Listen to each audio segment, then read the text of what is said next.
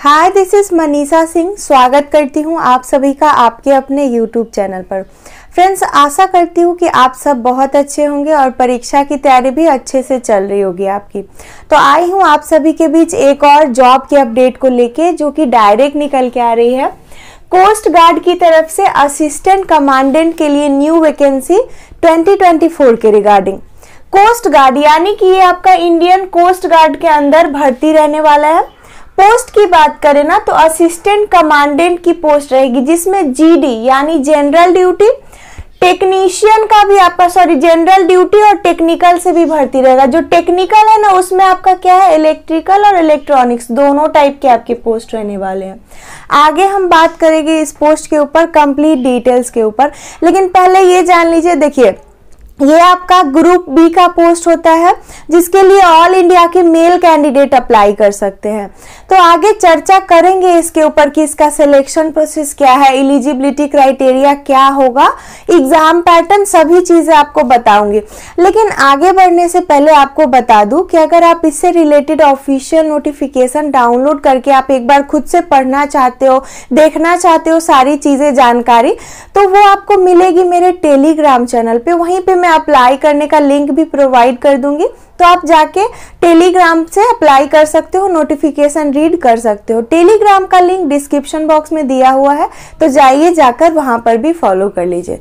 देखिए friends, total post जो आपका असिस्टेंट कमांडेंट की है 140, जीडी यानी जनरल ड्यूटी के लिए 110 होगा एंड टेक्निकल के लिए 30 होगा।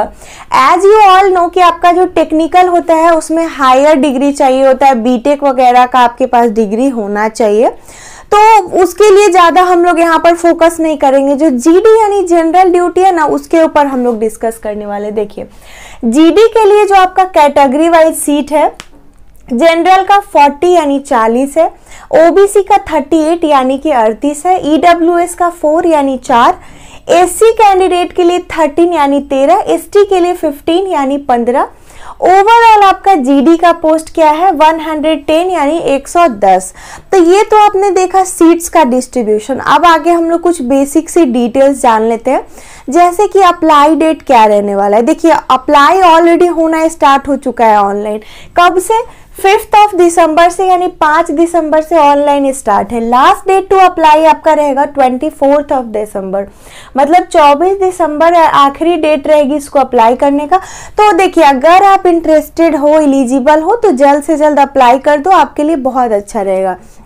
आगे बेसिक डिटेल तो जानेंगे ही, लेकिन उससे पहले आपको बता दूं कि इसमें जो स्टेज 1 यानी कि आपका जो ऑनलाइन एग्जाम होता है ना, उसका भी डेट रिवील कर दिया गया है। 25 फरवरी यानी 25 फरवरी 2025 को आपका एग्जाम करा लिया जाएगा। तो जल्द से जल्द फॉर्म अप्लाई करिए। अगर फॉर्म अप्लाई लेट से भी करेंगे तो चलेगा, लेकिन तैयारी की स्पीड को अभी से बूस्ट कर लीजिए, ताकि आपका जब फरवरी में 25 को पेपर हो तो आप वहां पे क्वालिफाई कर पाए। ठीक है। फॉर्म का जो फी होता है ना, अप्लाई करते वक्त आपसे फॉर्म फी लिया जाता है। तो जनरल, ओबीसी और ईडब्ल्यूएस से 300 यानी 300 रुपया लिया जाता है। वहीं पर जो एससी एसटी कैंडिडेट है, उनका फी एग्जेम्प्टेड होता है, उनसे कोई फी नहीं चार्ज की जाती है। ठीक है, तो ये आपका फॉर्म का फी हो गया। अब रही बात कि what will be the age limit, cut off date सबसे पहले जानते हैं। एज ऑन 1 जुलाई 2025 यानी 1 जुलाई 2025 आपका उम्र गणना का कट ऑफ डेट रहेगा। एज की लिमिट क्या है, 21 to 25 ईयर्स यानी 21 वर्ष से 25 वर्ष। बॉर्न बिटवीन 1 जुलाई 2000 to 30 जून 2004 यानी जिनका भी जन्म 1 जुलाई 2000 ईस्वी से लेकर के 30 जून 2004 ईस्वी के बीच में हुआ है, वो सभी अप्लाई कर सकते हैं। एज में रिलैक्सेशन की बात करें ना, तो मिलता है किसको, डिफेंस पर्सन को, या फिर जो आईजीसी में कार्यरत रहेंगे। यानी कि 5 इयर्स का रिलैक्सेशन है आपका इंडियन कोस्ट गार्ड के लिए, sorry ICG, Indian coast guard, army, navy या फिर एयरफोर्स में जिन्होंने काम कर रखा है या कर रहे हैं, उनको मिलेगा। ठीक है, एक जो सर्विस में है 5 साल का छूट मिलेगा। आगे बात करें what will be the educational qualification. देखिए फ्रेंड्स, यहाँ पर सिंपली जो आपका क्वालिफिकेशन डिमांडेड है ना, ग्रेजुएशन रहेगा। अब ग्रेजुएशन में आर्ट्स, साइंस या कॉमर्स डजंट मैटर, लेकिन यहाँ पर एक पॉइंट है, ग्रेजुएशन में आपका मिनिमम 60% यानी 60% तो होना ही चाहिए आपका, तभी आप एलिजिबल रहोगे। साथ ही एक और इम्पॉर्टेंट पॉइंट है कि वही ग्रेजुएट पर्सन अप्लाई करेंगे जिन्होंने 12th क्लास में, जी हाँ, जिन्होंने 12वीं में साइंस लेके पढ़ा था और साथ ही आपका सब्जेक्ट मैथ एंड फिजिक्स होना चाहिए, ठीक है। तो ये एक इम्पॉर्टेंट पॉइंट है, आप मतलब समझ गए होंगे। आगे अब हम डिस्कस कर लेते हैं सिलेक्शन की प्रोसेस के ऊपर। सारा सिलेक्शन आपको बताऊंगी, कब तक, जब तक आपका ऑन जॉब ट्रेनिंग स्टार्ट नहीं हो जाता है तब तक, और डेट के साथ यहाँ पर मैं आपको बता देती हूँ। देखिए, पहले स्टेज पे आपका ऑनलाइन CBT यानी कंप्यूटर आधारित परीक्षा होगी। ये परीक्षा आपके नियर बाय सिटी में कराया जाएगा। फॉर्म भरते टाइम आपसे पूछा जाएगा कि आप कौन से सेंटर पे एग्जाम देना चाहते हो, मतलब कौन सा सेंटर का नेम नहीं, सिटी आपसे पूछेगा। तो उस सिटी के लिए आप चूज करोगे तो आपका टेस्ट जो सेंटर होगा उसी सिटी में रहेगा और नियर बाय ही रहने वाला है। एग्जाम का डेट पहले ही बता दिया है, 25 फरवरी 2025 रहेगा, मतलब 25 फरवरी 2025। ये आपका पहला स्टेज है। ये क्लियर हो जाएगा ना, फिर आपको मार्च 2025 में अगेन स्टेज 2 के लिए बुलाया जाता है। उसमें आपका कैंडिडेट वेरिफिकेशन होता है, मतलब कि वहां जाओगे तो आपका बायोमेट्रिक वगैरह चेक होगा कि क्या ये पर्सन सेम ही है जिसने फॉर्म अप्लाई किया था, एग्जाम में बैठा था, तो वो सब कुछ मैच किया जाएगा। उसके बाद DV यानी डॉक्यूमेंट वेरिफिकेशन होगा। लास्टली आपको एक सेंटर अलॉट किया जाएगा। वो सेंटर क्यों आपको ये किया जाएगा, अलॉट किया जाएगा, देखिए FSB टेस्ट के लिए, फाइनल सिलेक्शन बोर्ड के टेस्ट के लिए आपको अलॉटमेंट होती है। वो स्टेज 3 में आपका टेस्ट होता है। ये टेस्ट अप्रैल से अक्टूबर 2025 के बीच में कभी भी कराया जा सकता है। कहाँ पे होगा आपका? At coast guard selection board, CGSB Noida में, यानी दिल्ली में जो नोएडा है ना, वहां पे जो आपका रहेगा कोस्ट गार्ड सिलेक्शन बोर्ड का सेंटर, वहां पे जाना है आपको। फिर वहां जाने के बाद आपका साइकोलॉजिकल टेस्ट होता है, ग्रुप टास्क दिया जाता है, मतलब ग्रुपिंग में लोगों को काम दिया जाता है, वो आपको सक्सेसफुली करना होगा और उससे देखा जाएगा कि क्या आप, जब आपको कोस्ट गार्ड में जॉब मिल जाएगी तो आप लोगों के साथ आप अच्छा तालमेल बिठा पाते हो या नहीं, काम ढंग से कर पाओगे कि नहीं, ठीक है। उसके बाद आपका पर्सनल इंटरव्यू भी लिया जाएगा, ठीक है। तो ये सब कुछ करने के बाद अगेन आपको इसमें अगर क्वालिफाई करते हो तो स्टेज 4 के लिए बुलाया जाएगा। कब?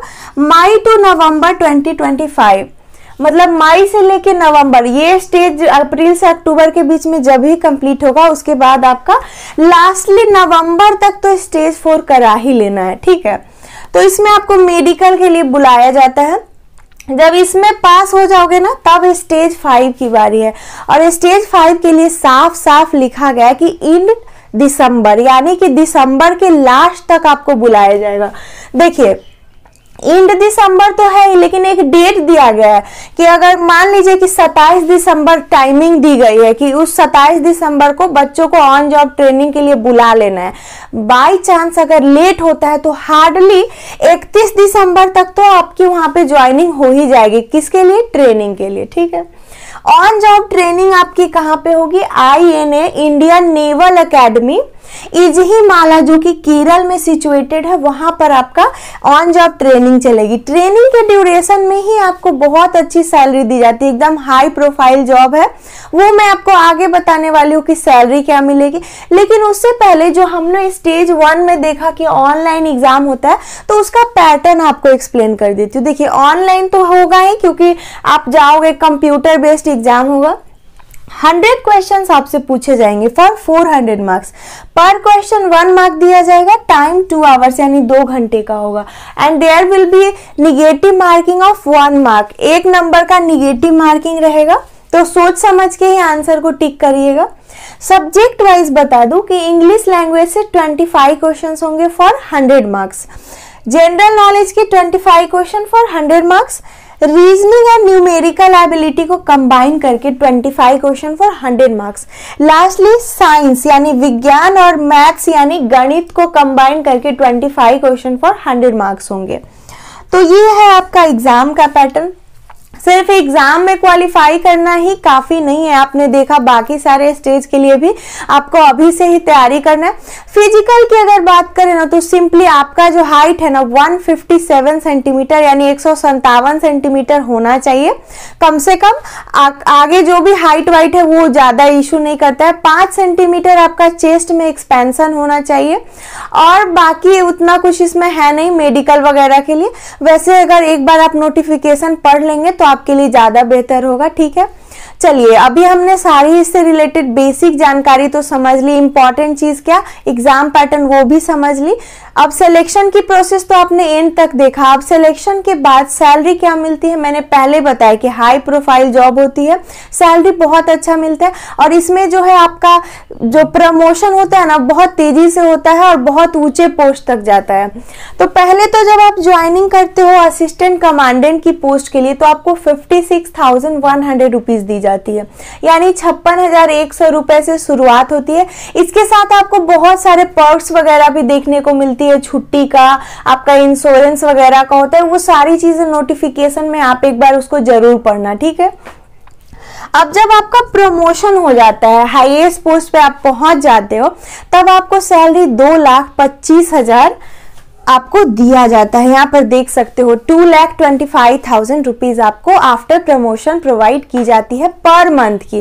तो ये जो मैंने आपको सैलरी बताया मैंने अपने मन से नहीं बताया, नोटिफिकेशन में ही प्रमोशन से रिलेटेड भी सारी बातें यहाँ पे बताई गई है कि प्रमोट होके आप किस किस पोस्ट पे जाओगे तो कितना कितना सैलरी धीरे धीरे बढ़ते रहेगा, ठीक है। तो वो चीजें आप एक बार नोटिफिकेशन के थ्रू देख लेना जो कि टेलीग्राम पे मिलेगा और टेलीग्राम का लिंक डिस्क्रिप्शन बॉक्स में है तो वहां पे भी फॉलो कर लेना। हाँ, ये वीडियो अच्छी लगी हो, यूजफुल लगी हो तो एक लाइक कर देना और अपने फ्रेंड्स के साथ भी शेयर कर देना ताकि उनकी भी थोड़ी हेल्प हो जाए। और हाँ, मेरे चैनल को सब्सक्राइब करके नोटिफिकेशन बेल आप ऑल पे सेट करके जाना ताकि सारी न्यू जॉब की अपडेट ना सबसे पहले आप तक पहुंच सके। तो मिलूंगे फिर से किसी जॉब की अपडेट को लेके। Till then stay tuned, bye bye, take care.